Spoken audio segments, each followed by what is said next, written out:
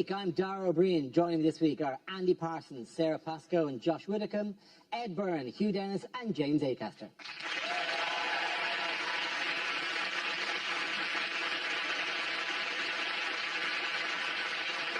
We start with a round called Picture of the Week. I show the panel a topical image and ask you to tell me what's happening. So, what's going on here? Is it a PR stunt by the Conservatives that in order to look more human, they all have to be followed around by a Dalek at all times? Is it actually just the worst pairing ever on Strictly Come Dancing? Is this not David Cameron meeting the only 70s television star not being investigated by Operation?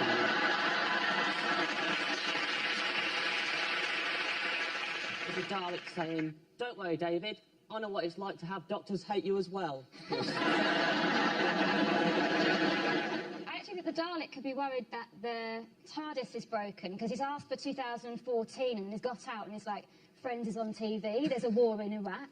Someone just left tape that. That famous sportsman got off for killing his partner and back in the 90s. Is it just Doctor Who regenerates as twat? I like the idea that David Cameron has walked by and somebody just goes to the Dalek, "You had one job."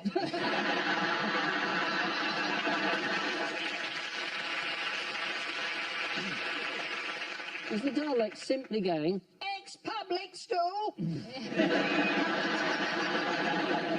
It's weird, isn't it? Because it looks like he hasn't even noticed the Dalek. He's only blanking it because they slept together once.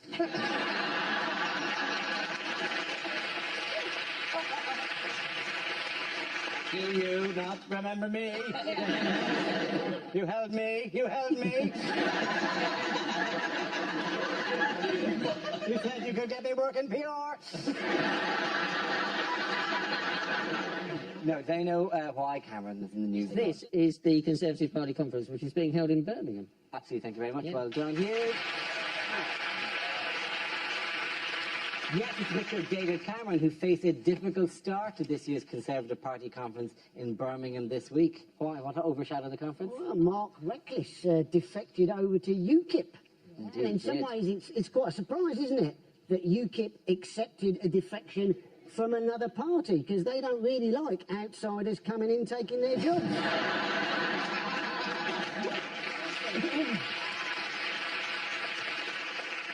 I like Mark. Well, I don't like Mark Reckless, but I like his name. Yeah. He could be like an 80s cop. Like, I'd like to see a drama where Reckless is thrown off the case. That's what I'd like to see. The guy who's affected is called Carswell. So that's quite a good team, isn't it? Reckless and Carswell. Reckless You're off and the case, Carswell. Reckless. We're going to bring in Brian Irresponsible. Yeah, but prior to this, the thing that he was most famous for, Mark Reckless, isn't it, was that he got too drunk in the House of Commons and was incapable of voting. He couldn't actually get out the bar door, if you remember. He was trying to open the bar door to go and vote, and he kept on opening it on his own foot without realising that it was his own foot in the way. And I'm guessing he's probably been trying to leave the Conservative Party for years.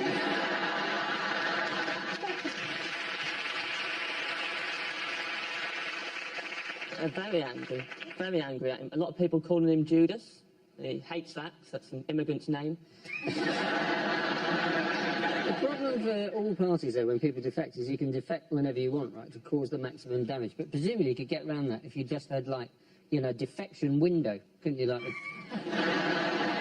could have it like the transfer window, and then you could have, like, people defecting, and you could have deadline day, and it could all be covered by Sky News. So you get Tories going to UKIP, a couple of Lib Dems going to Labour, Labour bloke joined Stoke City by mistake.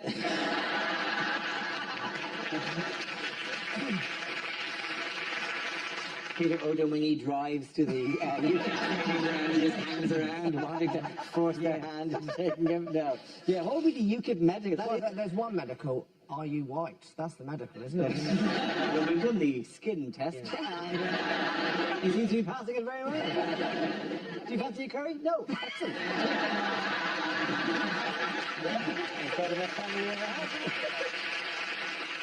But it's the fact as well that he did leave on Conference Day, which is like dumping someone on their birthday. And that's why he's so upset. Like, you're gone, it's all insecure, it's going to get some highlights. Is it because they've got a tighter immigration policy than me? That wasn't all that happened, obviously. What other setbacks to the Conservative effort just for the conference? We've been looking forward to this. This is the man the Conservative MP who exposed himself over social media whilst wearing his blue and red paisley pyjamas. Yes.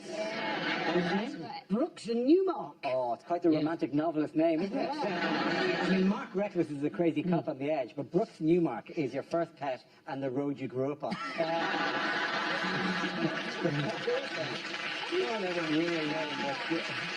Do you think he looks like if you pumped up Ed Miliband?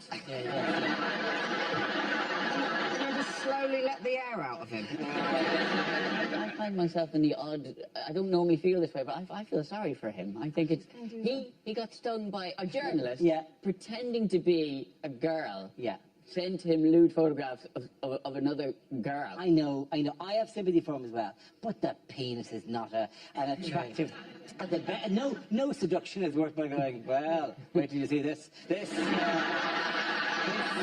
is a very beautiful thing. No, I know it's not generalisation for women, but they don't find men's bits, I think, as just visually, well, that is a particularly lovely. Is that why there's the little opening at the front of the pyjamas? It's specifically designed for that, yeah. Right, Pyjamas, just so checking. in order for you to get your junk out, quick photo, pop it back in again.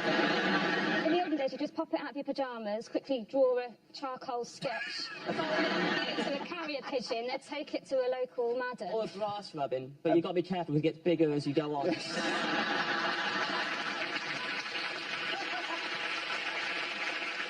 There's a generational element to this, I've heard, though, that it is very much the lingua franca for young people and their... Josh, please.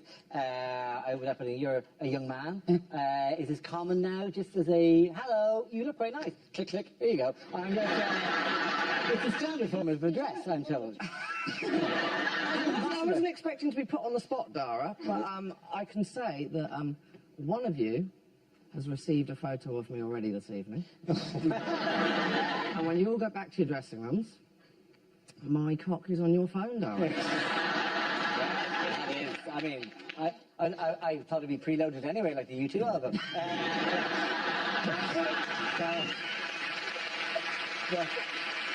That would be very exciting. I tell you what, and people would be complaining about the space it was taking up on their phone. Only you got a 32 gig for this baby. Can we move on to the actual meeting itself, the Conservative Party conference? How has that gone? How have the Conservatives, in the light of all these scandals, won back the hearts and minds of the British public? Cameron wants to bring back the idea that you'll have your own doctor again. They want to extend GP hours and also have you don't just see the annual GP, you'll have your own GP, which I like the idea of, because my surgery, you don't know which one you're going to see. And sometimes when you arrive, we've got one of those electronic arrive for your appointment things, rather than talk to a receptionist. They feel it's a more efficient way of spreading disease if you all have to touch a screen. and sometimes it'll say you're going to see this doctor or that doctor, but sometimes it doesn't know. And one time I've gone in and it's actually gone, you are seeing Dr. Unknown. My old nemesis.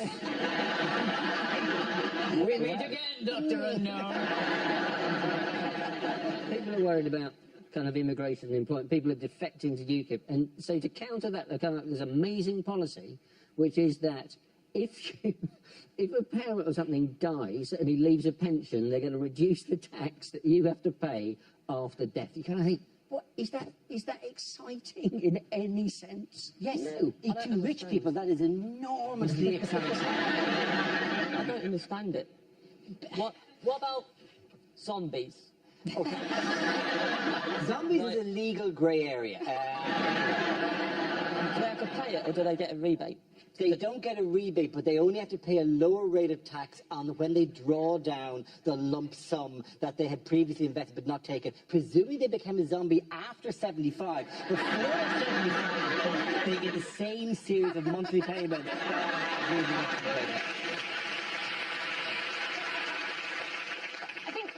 Good analogy for this, because I think it's really, really terrifying, isn't it? Is voiceless people seem to be having, and very vulnerable people having their benefits cut. And the trouble with Tories is they tell you that they kind of sell this idea that it's these people's fault. And so this is my analogy. So I don't know if you noticed, but girls, when they're in the toilets, some girls hover because they think that public toilets are disgusting. What, off the floor? No. It's amazing. We can do that. You're amazing! But we only do it in secret or you'll love us too much. So girls hover above the toilet seats and then they wee, and then that means that what they do is they kind of spray a fine mist all over the toilet seat, which means that if you're a trusting person who doesn't think that toilets are disgusting, you just sit down and then you're covered with somebody else's urine and you have to take it off. And actually the point is, if no one ever hovered, everyone could sit on toilets. It would be fine for everyone. It's just like the Tories. It's a hell of an argument. I think we can all get behind that as a political slogan if nobody ever hovered. I don't know whether I like girls more or less after that. I'm just glad that I'm not the only one who hovers.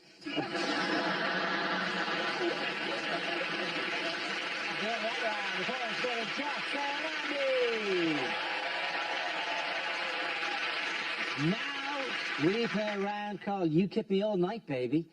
This involves Josh and James. If you could make your way to the performance area, please. This round is a stand-up challenge. I launch the wheel of news, and wherever it chooses to stop, one of our performers must step forward and talk about that subject. Okay, here we go. Let's spin the wheel. The first subject is adventure. Who wants to come in on that? James. I'm not a very adventurous person. I've only ever used one side of a cheese grater.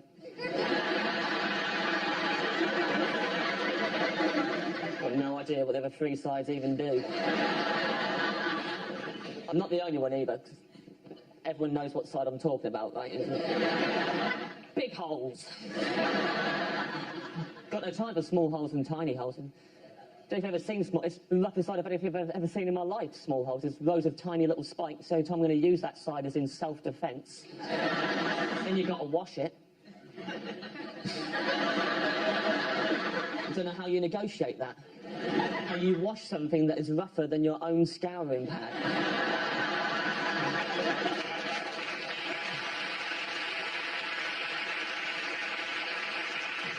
Interestingly, the only thing rough enough to wash a cheese grater is a second cheese grater.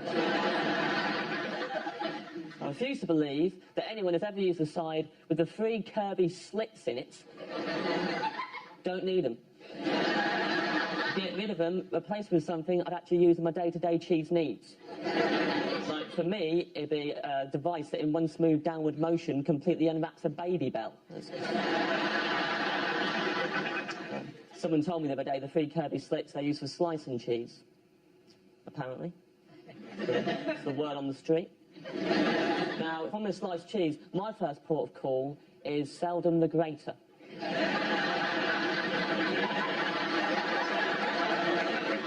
Call me old-fashioned, I'm a knife man. I'm not from a fuddy-duddy, but I like it. It's unpredictable. You always start out.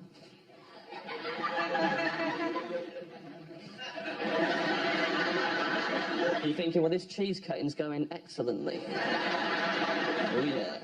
It just passed the halfway mark and the cheese takes over.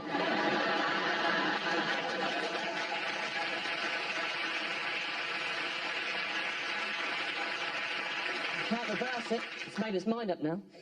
And yeah, now you've got to slice the cheese that's half the size you wanted in the first place. But at least you got some stories.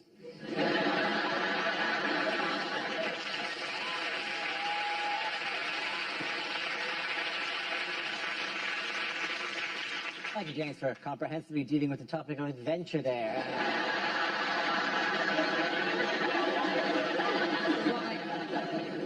That leaves me with Josh. Let's see what you've been left with. Let's spin the wheel. And it's crime. Away you go. So, I had my cheese grater stolen.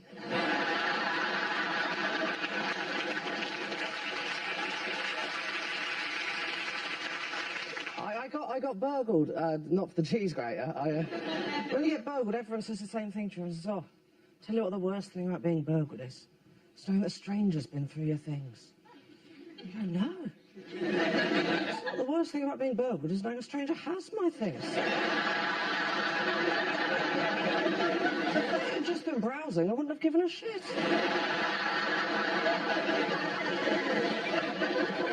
options. One, come home, my laptop is gone. Or two, come home, find a stranger in my room going, well, I like this T-shirt, but have you got it in a large? In fact, my dad has said I've been burgled. He said, we know where you've been burgled and we haven't. It's because we're in the neighbourhood watch. I said, no, it isn't. It's because you live in Devon. A small village in the middle of nothing, but mile upon mile of moorland. I mean, no one's going to burgle you, because whatever they took, it wouldn't cover their petrol money. What I can tell, the only proactive thing the neighbourhood watch does is once a month they have a meeting. All that does, it tells burglars for one night out of every 20. All houses are empty and unwatched. There's this paranoia about crime back in Devon, where I'm from. Went back recently, went into the local co-op, and it's a tiny co-op in a tiny village. But I went up to the desk, and there was a sign that said, did you know we now do legal advice? And obviously my first reaction was, no. And to be honest, I was pleasantly surprised he did Sugar Puff. So. Why is the co-op now doing legal advice? There's too many people coming in going, I have 10 silk cut, a Viennetta, and I've killed a man. Well done, very good. Well done. Taking up for Joseph Carter. Carter down.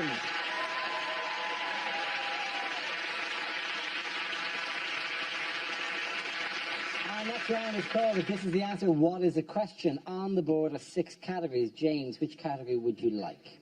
I would like sport, please, Dara. Okay, sport it is. The answer is 8 out of 10. What is the question? How many buzzcocks have got news for you?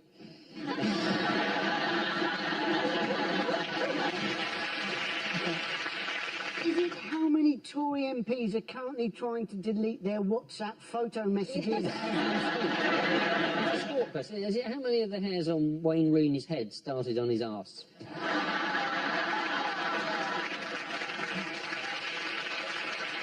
I think that's where they get them, isn't it? You have that done? Yes, I haven't had it done. No, I haven't had that done. I didn't say no. I didn't say you had it done. Clean shape will my arse be if this is me after the transplant. You might have had it done the other way. You think I got my lovely it. Very comfortable now. Yeah. Shall we move on? Here's one that 4 people will get. In the unaired finale of Star Trek Voyager, who did 7 of 9 marry?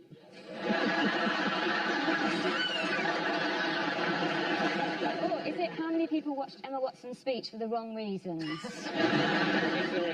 How many people in my hip-hop dance troupe are not twins? Are you one of the twins? Yeah. Oh, yeah. Yeah. Yeah, why not? Is it, if you asked Kanye West to name 10 people he admires, how many people would be Kanye West? Is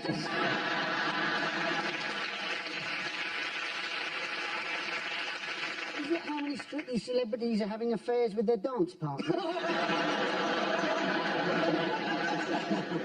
What are my rough chances of happiness every time I dip into a bag of Revels? Coffee, is it? Coffee? I don't like the coffee, I'm not fond of the orange. Do you not like the orange? Don't like the coffee at all, and I'm not fond of the orange. Yeah. Do not push me on this. I swear to God, I will take your fucking eye out. Sorry! Ed! I've said this before. Let it go in the reference. All right. Just buy a bag of minstrels, Ed. I've said it to you constantly. How many of the answers in this round won't be broadcast? Yeah.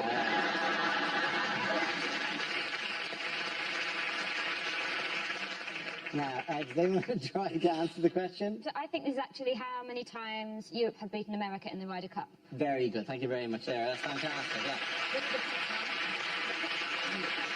Yes, the question I was looking for was about the Ryder Cup. It's how many of the Ryder Cup tournaments have the European team now won over the last 2 decades? This is the 40th Ryder Cup, which saw the European team win 16.5 to 11.5 against the United States at Gleneagles this weekend, continuing their domination since the mid-90s. Have you been gripped? I would turn to you, but you probably were. Ed, have you been gripped? Yeah, I'm saying yes, you said no. Ah, the golf. It's like football, but slower. Soon all of these Europeans getting on so well together, loving being part of a team together. UKIP must hate the Ryder Cup. What I thought was so odd about this, so the Ryder Cup used to be between Britain and America. Yeah. And then we kept losing all the time. Yep. So then we made it Britain and Ireland against America. And then we kept losing all the time. So now we've made it the whole of Europe against America. And now we win all the time, which means they're going to add on another country, like Russia. And then we're going to have to add on another country, like... No, Spain's in Europe, Sarah. They're going to add on another country. So eventually, everyone in the world will be playing in this competition apart from women.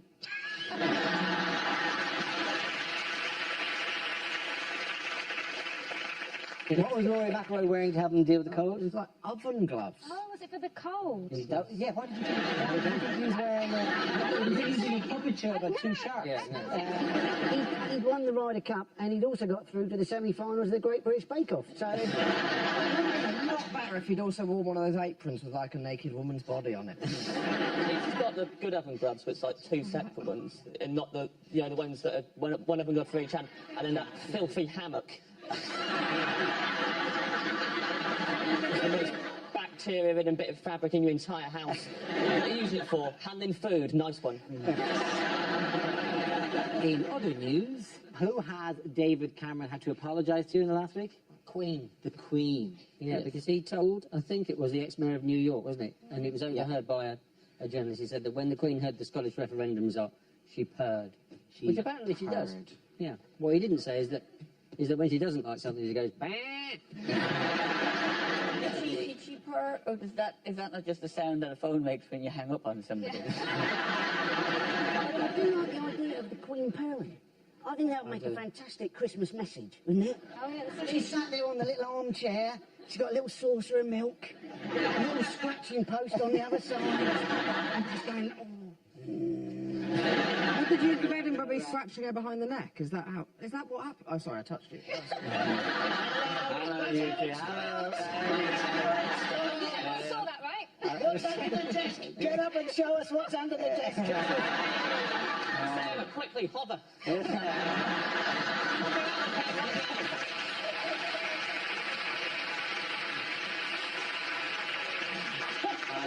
I'll tell you what, that is the furthest I've ever been with a girl. I mean, I get on one level, yes, she's like a cat. We feed her, and she treats us with a fair amount of contempt. I'm disappointed that in the most candid revelation of what she's like on the phone, it was just a bit of a purr. That he didn't say, and I told her, it's okay, Scotland decided to stay, and she said, oh, get in, you fucking beauty.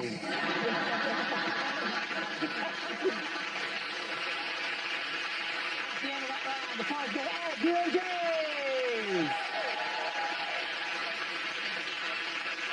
Now we come to scenes we'd like to see, so if everyone can make their way over to the performance area, I'll read out this week's topics, and then we'll see what our panelists can come up with. Okay, here we go. The first subject is unlikely things for a sports commentator to say. And Hamilton takes the checkered flag. Give back the checkered flag! And you join us tonight for the boxing. I really hope a fight doesn't kick off like last time. Guys, can't we just talk about... Welcome to Under-16s badminton, where the players are still laughing at the word shuttlecock.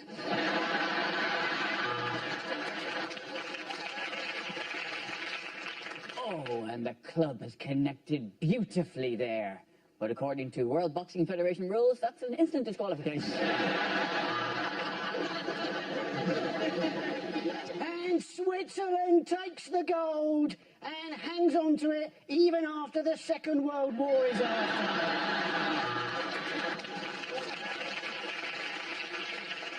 He turns, he shoots, and that is a horrible end to the Grand National.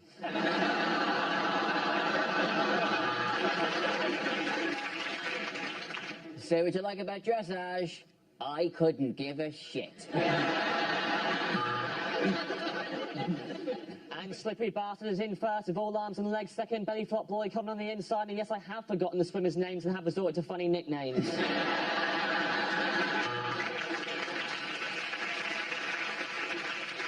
And you join me here in Helsinki for the final of the curling. And you know what that means?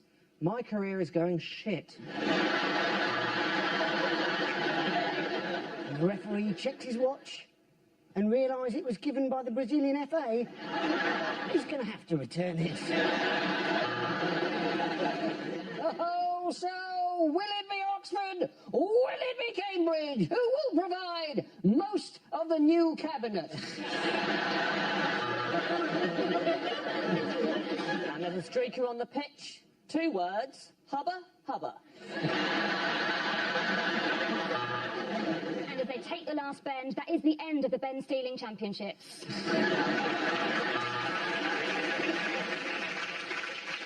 And it's the relay, and he's made a grab for the baton. Oh, that's not the baton. But he's got a smile on his face anyway. And Rosberg makes a mistake. He runs wide into turn 2. Why is he running? Get in the car, you twat! Okay, the next topic is lines you wouldn't hear in a TV detective show. Next up, on Channel 5, a woman has a painful wrist in RSI Miami. Of course I dusted for Prince. I'm his cleaner, and he prefers to be known as the artist formerly known as Prince.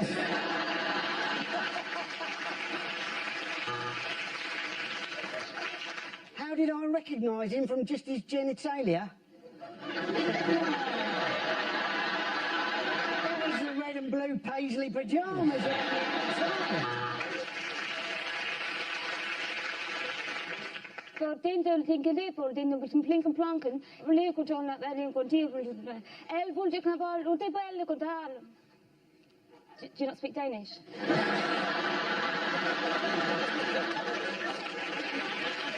This week, Rosemary and Thyme are joined by 2 Indian detectives.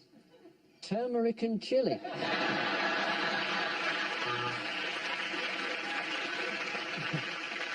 You're going to arrest me for making lewd and childish innuendos?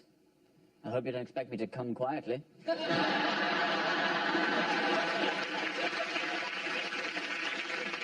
This week there's panic in Midsummer as they meet their first black man.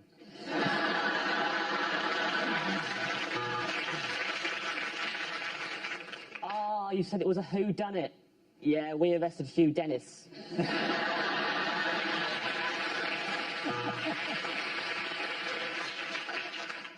I think I have solved it, Watson.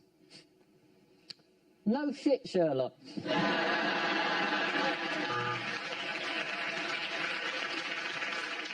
There has been a heinous crime committed on the Orient Express. Somebody has done a shit while the train was still in a station.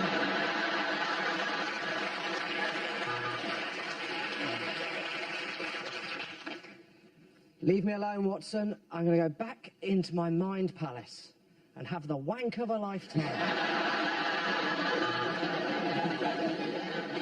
Yeah. The murderer has cut out the victim's tongue. Let's get that back to the lab. I've got some envelopes need licking.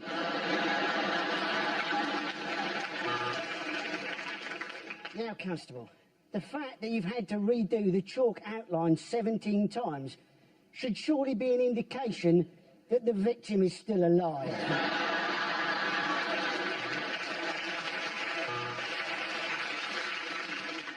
I shoot my gun like I shoot my load into my hand.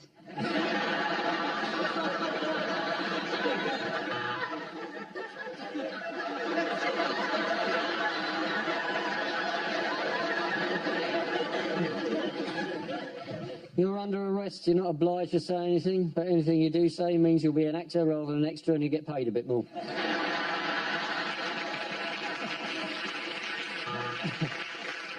So you say that at the time of the murder, you were hosting Daybreak on ITV. So there's no witnesses to corroborate.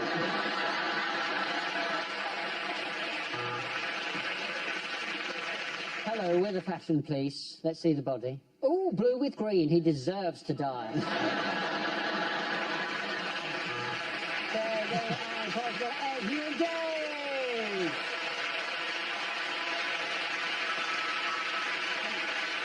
And that's the end of the show. This week's winners are Andy Parsons, Sarah Pascoe and Joshua Wilson. Congratulations to Ed Byrne, Hugh Gareth and James O'Castle. Thanks for watching. I'm Darwin. Good night. There's more comedy at the same time tomorrow night on BBC Two. The letter L provides inspiration for the new series of QM.